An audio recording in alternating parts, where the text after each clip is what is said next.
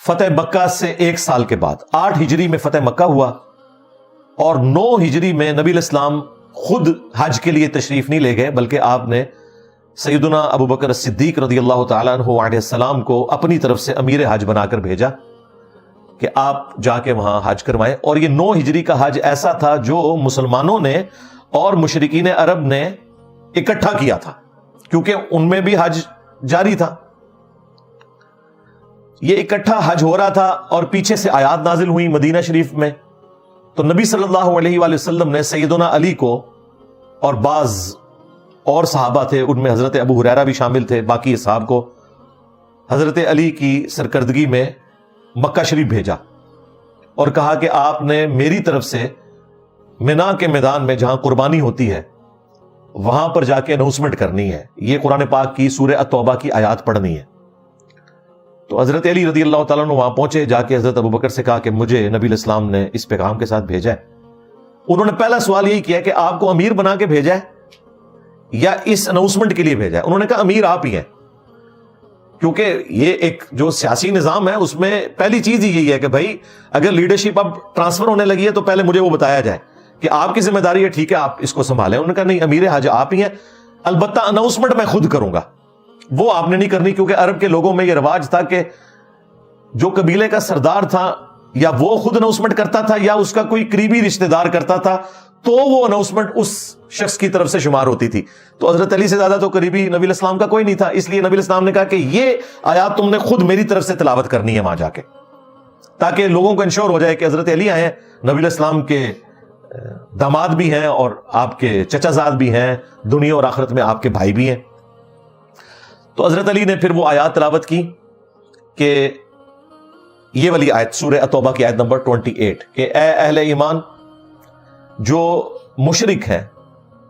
غیر اللہ کی پرستش کرنے والے لوگ، اللہ کے ساتھ شرک کرنے والے لوگ، یہ اپنے عقیدے کی پلیدی کا شکار ہیں، ناپاک ہیں، یہ اس قابل نہیں ہے کہ حرم کی سرزمین میں آئیں۔ اور پھر ساتھ انہوں نے نبی الاسلام کی طرف سے پیغام ایڈ کیا کہ نہ تو اب سے کوئی کافر حج اور عمرے کے لیے یہاں آئے گا اور نہ ہی کوئی کپڑے اتار کر طواف کعبہ کرے گا، کیونکہ مشرکین عرب کپڑے اتار کر طواف کعبہ کرتے تھے، اس رسم کو بھی ختم کیا گیا۔ یہ 2 اناؤنسمنٹ کی گئی، یہ حدیث بخاری میں بھی ہے، مسلم میں بھی ہے۔ لہٰذا اس سے کلیئر ہو گیا کہ حرم مکہ کے اندر کوئی کافر انٹر نہیں ہو سکتا، حج اور عمرے کے لیے بھی انٹر نہیں ہو سکتا۔ یہ ایک اسپیشل آپ سمجھ لیں مسلمانوں کا کنٹونمنٹ ایریا ہے، یعنی اگر میں کہوں کہ مجھے پینٹاگون کا وزٹ کروایا جائے، مجھے تو خیر ویسے ہی نہیں کروائیں گے، میں تو ایک ایسے ادارے سے تعلق رکھتا ہوں کہ میرا تو جانا وہاں پہ مشکل ہے، تو ظاہر ہے امریکہ والے کبھی بھی الاؤ نہیں کریں گے، وہ کہیں گے کہ اس طریقے سے تو ہم ہر بندے کو تو وہاں وزٹ نہیں کروا سکتے، اور اگر کسی کو وزٹ کروانا ہوگا کوئی اسپیشل اس کے لیے کوئی اجازت نامہ ہوگا، جس طرح حرم مکہ کے لیے اجازت نامہ ہے لا الہ الا اللہ محمد رسول اللہ صلی اللہ علیہ وآلہ وسلم، یہ اجازت نامہ ہے کہ نان مسلم وہاں انٹر نہیں ہو سکتا۔ اس کو کوئی اس اعتبار سے نہ کہے کہ کوئی اسلام نے اس اعتبار سے کوئی سختی کر دی ہے کہ وہ ایک وزٹ کرنے والی جگہ تھی تو باقی لوگوں کو آنے کی اجازت کیوں نہیں دی۔ اللہ تعالیٰ نے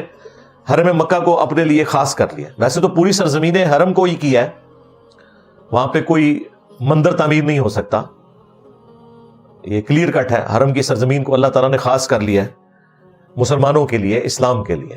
لیکن جو اس میں پھر زیادہ سختی ہے وہ حرم مکہ کے اعتبار سے ہے کہ وہاں تو کوئی نان مسلم انٹر بھی نہیں ہوگا۔ یہ واضح آیت مبارکہ موجود ہے اور اس کانٹیکسٹ میں بخاری اور مسلم کی حدیث بھی۔ اب اسی سورہ التوبہ کے اندر یہ بھی آیا سٹارٹ میں، جو اکثر نان مسلمز کی طرف سے ایک اعتراض بھی کیا جاتا ہے۔ سورہ توبہ میں وہ یہ آیت کوٹ کرتے ہیں کہ 4 مہینے کا ٹائم ہے، جب یہ 4 مہینوں کی مہلت مکمل ہو جائے گی تو پھر جہاں بھی دیکھو مشرکین کو قتل کرو اور دھاگ لگا کر بیٹھو، کسی کو نہیں چھوڑنا۔ اب یہ آؤٹ آف کانٹیکسٹ وہ آیت نکالتے ہیں، وہ کہتے ہیں جی قرآن میں لکھا ہوا ہے کہ کوئی بھی کافر نظر آئے نا آپ نے اس کو قتل کر دینا ہے، حالانکہ یہ سورہ توبہ کی جو آیات ہیں یہ اسپیسیفکلی مشرکین عرب کے لیے، یہ اللہ کی طرف سے ایک عذاب کا کوڑا تھا ان کے لیے، عذاب استیصال، جو اللہ کی سنت ہے، یہ ہمیشہ سے اللہ کی سنت ہے کہ جب کبھی بھی پیغمبروں کا انکار ہوتا ہے تو at the end of the day اللہ تعالیٰ اہل ایمان کو بچا لیتا ہے اور پیغمبر کے مخالفین کو تباہ و برباد کر دیتا ہے۔ موسیٰ علیہ السلام کے مقابلے کے اوپر فرعونی ڈبوئے گئے سمندر میں. نوح علیہ السلام کے مقابلے کے اوپر ان کے جو باغی لوگ تھے وہ طوفان کے اندر غرق کر دیے گئے. قوم شعیب کو بھی تباہ و برباد کر دیا گیا, قوم صالح کو, قوم سمود کو جو حضرت صالح علیہ السلام کی قوم تھی, اسی طریقے سے ہود علیہ السلام کی قوم کو. تو یہ اللہ تعالیٰ کی طرف سے عذاب استیصال آتا تھا at the end of the day, جب پیغمبر حجت تمام کر دیتے تھے. نبی علیہ السلام کے کیس میں جب حجت تمام ہوئی تو یہاں بھی عذاب تو آنا تھا, لیکن اس دفعہ اللہ تعالیٰ نے اس عذاب کا طریقہ بدل دیا, اور وہ بھی سورہ توبہ کی ہی آیت نمبر 14 میں آیا کہ اللہ تعالیٰ مسلمانوں کے ہاتھوں سے انہیں عذاب دے گا. یعنی مسلمانوں کی, صحابہ اکرام کی تلواریں اللہ تعالیٰ نے مسلط کر دی ان کے اوپر جن کی طرف بعثت خاصہ اس اعتبار سے نبی علیہ السلام کی تھی, اور بعثت عامہ والوں کے لیے بھی جن تک نبی علیہ السلام نے اپنی مبارک زندگی میں حجت تمام کی. جدھر جدھر آپ نے خطوط لکھے, اس لیے آپ دیکھیں پھر صحابہ کرام نے رومنز اور پرشینز سے وہ جنگیں کی ہیں, اور وہ جنگیں اس لیے کی تاکہ ان بدماشوں کو اکھاڑا جائے. انڈیا سے ہی بہت بڑے عالم دین وحید الدین خان صاحب, جنہیں ہندو بھی بہت پسند کرتے ہیں, مودی صاحب نے انہیں ایوارڈ بھی دیا تھا, انہوں نے ایک کتاب لکھی ہے اسلام دور جدید کا خالق. اس میں انہوں نے یہی بتایا کہ اسلام نے یہ جو جنگیں کی ہیں یہ ڈیٹرس پھیلانے کے لیے نہیں تھی, بلکہ صدیوں سے وہ امپائرز جو بدماشی کے ساتھ اپنی رعایا کا استحصال کرتی تھی, رومنز اور پرشینز, ان کو اکھاڑنے کے لیے تلوار اٹھانی پڑی. ظاہر ہے ان کو اکھاڑنے کے لیے طارق جمیل صاحب یا غامدی صاحب کے لیکچرز تو نہیں چاہیے, ایٹ لیسٹ میرا سٹائل چاہیے, ہاں, یا تلوار چاہیے. تو یہ سب کچھ اس لیے کرنا پڑا, یہ جہاد کے پیچھے حکمت تھی. تو مشرکین عرب کے اوپر چونکہ 23 سال کی دعوت تھی, اس کے بعد یہ کہا گیا کہ یا تو اسلام قبول کرو ادروائز تمہیں قتل کیا جائے گا, صرف اس علاقے کے لوگوں کے لیے, یا جزیرہ نما عرب چھوڑ کے چلے جاؤ. یہ آپشن بھی رکھی گئی. یہ نہیں ہے کہ تلوار کے زور کے اوپر اسلام قبول کرنا, ٹھیک ہے, پھر حرم کی سرزمین چھوڑ دو گے, یہاں نہیں تم رہ سکتے. یہ بھی بہت بڑی آفر تھی, لیکن اللہ کا شکر ہے کہ میجورٹی نے اسلام قبول کر لیا ہے. اس کی ایگزیکیوشن کی باری آئی نہیں ہے, لوگوں نے اسلام قبول کر لیا. تو یہ وہ آیت مبارکہ ہے جسے آؤٹ آف کانٹیکسٹ پیش کیا جاتا ہے. تو ہم پھر بتاتے ہیں کہ اس کا کانٹیکسٹ یہ تھا, ایک پیس ٹریٹی توڑنے کے اوپر یہ سارے کا سارا معاملہ ہوا تھا, صلح حدیبیہ کا, اور پھر اس سے آگے معاملات چلے تھے. اگر وہ ٹریٹی مکمل وہ کرتے تو مسلمانوں نے کبھی بھی ایسے معاملات نہیں کرنے تھے. قرآن کی تعلیمات تو بالکل واضح ہے, لا اکراہ فی الدین قد تبین الرشد من الغی. دین قبول کرنے کے معاملے میں کسی پہ کوئی جبر نہیں. یہ سورۃ البقرہ کی آیت نمبر 256 ہے, آیت الکرسی سے اگلی آیت. اللہ تعالیٰ نے رشد و ہدایت کو گمراہی سے الگ کر کے بیان کر دیا ہے. انا ہدیناہ السبیل اما شاکرا و اما کفورا. ہم نے ہدایت کا راستہ واضح کر دیا ہے, چاہو تو شکر گزاری کی روش اختیار کرو اور چاہو تو ناشکری کی روش اختیار کرو. تلوار کے زور کے اوپر آپ کسی کو مسلمان نہیں کر سکتے. آپ کا کام صرف دعوت دینا ہے, دیٹس آل. کوئی قبول کرتا ہے کرے, کوئی نہیں کرتا نہ کرے, اس کی مرضی. پھر یہ ہے کہ مسلم ریاست کے اندر نان مسلم رہ سکتے ہیں,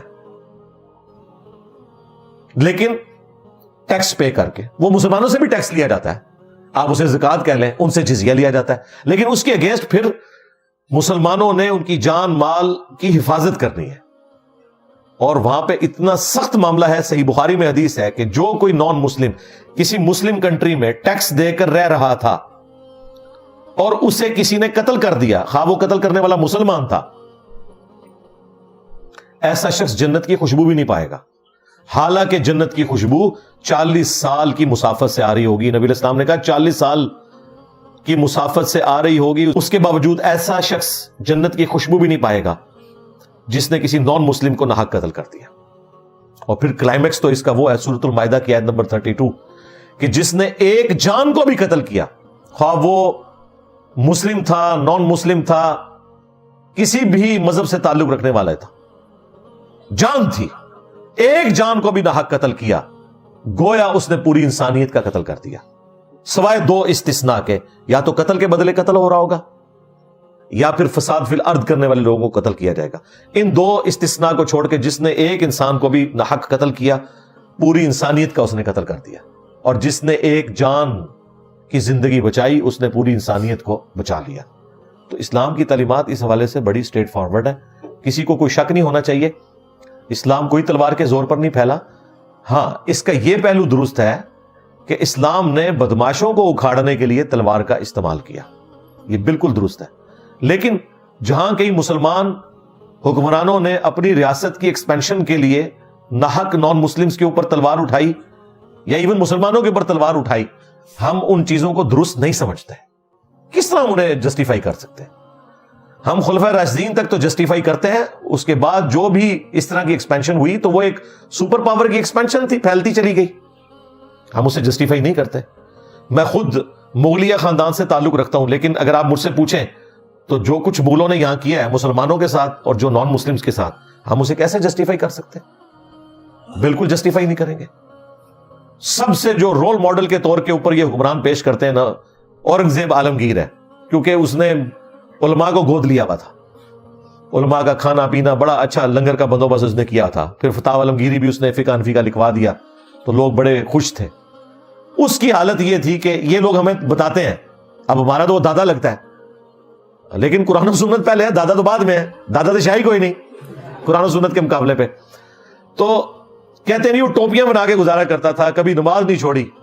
تو میں نے اس میں ایڈ کیا تھا، نہ نماز چھڑی، نہ بھرا چھڑیا، نہ پیو چھڑیا، سارے بھائی اس نے قتل کروائے، باپ کو بھی 9 سال قید میں رکھا، شاہ جہان کو، اور یہ اسی بیوی کا بیٹا تھا جس کے لیے تاج محل بنوایا تھا شاہ جہان نے۔ انہوں نے کہا ابا جی اے میری اما سے کیتا سی تو سامنے تہاڈا قید خانہ بناواں گا، بالکل 9 سال ہے بیبے دی زیارت کردے رہو میری۔